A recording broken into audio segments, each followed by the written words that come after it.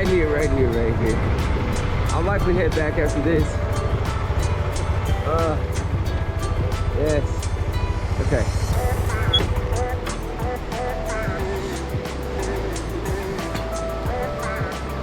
Come with me, folks.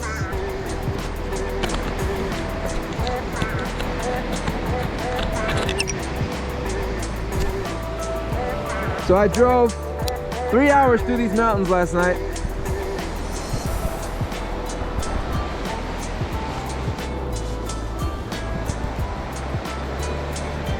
All through there. To get up there. I heard this beside me all night. And I'm just like, how close am I to this water? And now I can see I was not that far.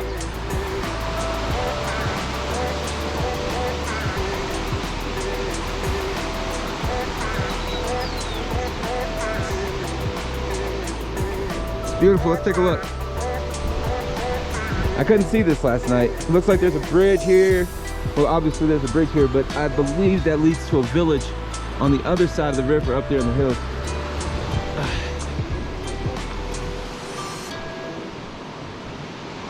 I mean, goodness.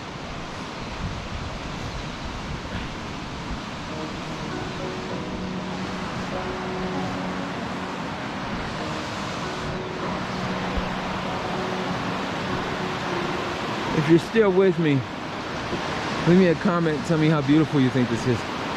I mean, it's just breathtaking to be here right now. I feel so blessed. So blessed. It's unreal.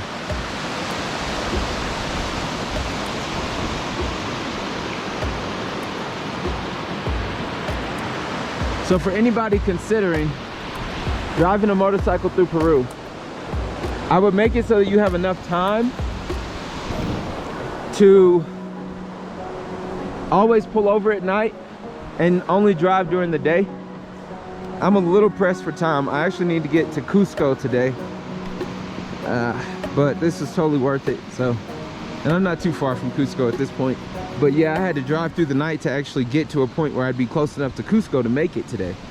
So if you plan on doing like a moto tour, I would say it's best to only drive during the day, mainly because there's just so much to see. You know, driving at night, you miss stuff like this. I would have missed this had I not come back. And so far, I've gone from Cusco, Peru,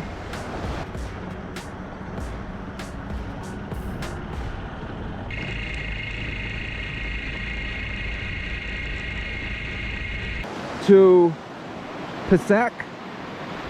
I didn't stay in Pasac very long, had a little lunch. Wasn't much going on. It's just a town right on the river though, it's pretty nice. And then where'd I go? Ollantaytambo has been my favorite so far. I don't know, it's a tie between Ollantaytambo and Palmareal. Lares is pretty cool too. But Ollantaytambo is this super small town, pretty small, but it's got the railroad going through it for Machu Picchu. And it's got all of these hostels in the town, in the center square. I think it's Centro de Armas. And there's all these hostels, all these restaurants, massage parlors, all kind of stuff, shops. It's just super cool. It's a very vintage, I don't even know how to call it, it's got a really old vibe to it. And I had a really great dinner, a stuffed avocado, and I was talking to the barman and the owner, and he was telling me that he spent time in Europe and whatnot. His English was really good, so we talked for a bit, and he was explaining to me that the Inca had built Ollantaytambo, and that everything that they were, you know, this town had been built on top of the ruins and whatnot, and that it was such an old town, and you could really feel it in the vibe. It was really amazing. People were awesome. Made a few friends. I had dinner with the local lady, Evangelina, and that was pretty cool. We sat there trying to speak English and Spanish to each other. It was awesome. So I mean, yeah, it's just been a really cool trip so far. After Ollantaytambo, I went to Quillabamba.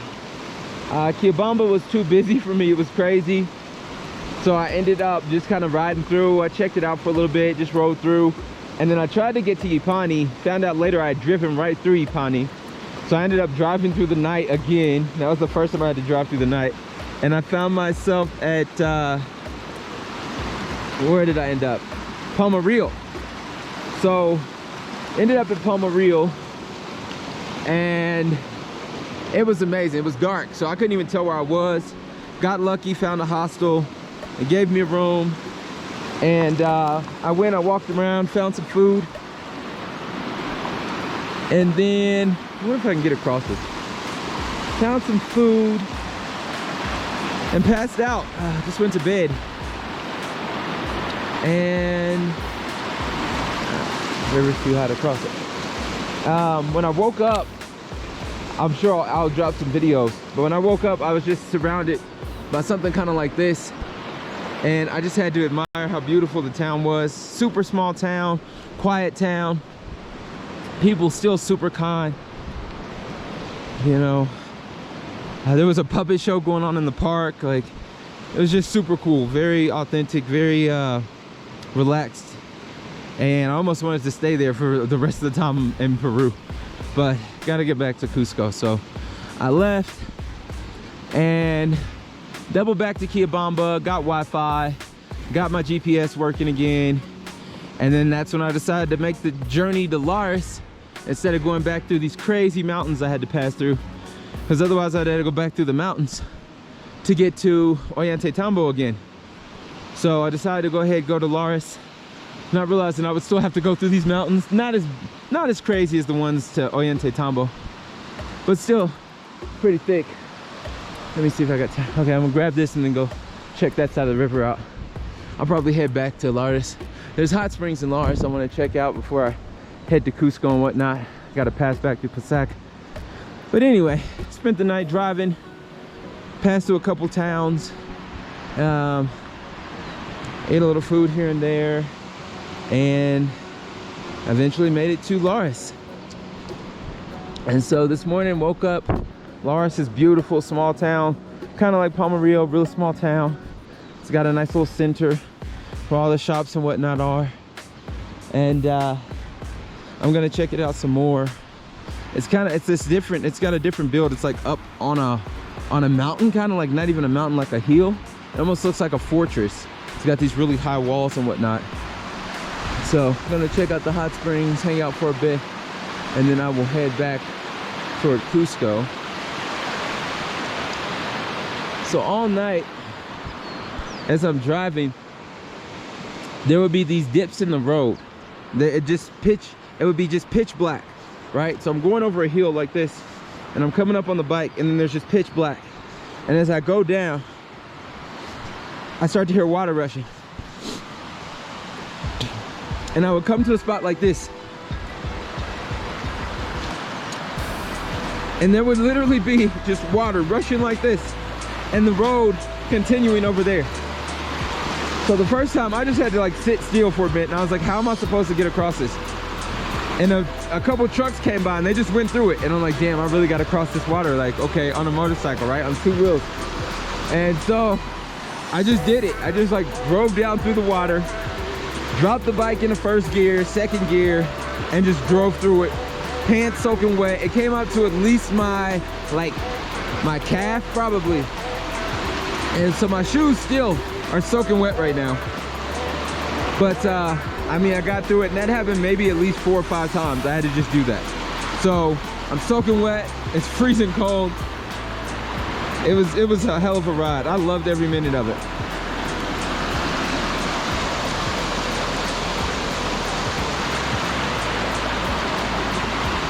All right.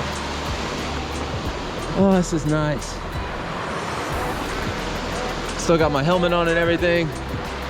Plan on riding a bit more. I might see just what's over this hill before I head back to Lares. I got a little time, so let me check it out. I'm actually gonna go ahead and stop the video here. So if you like this part, there should be a part 2. So once I get up here, see what else is going on, I'll start recording again. All right, catch you in the next one.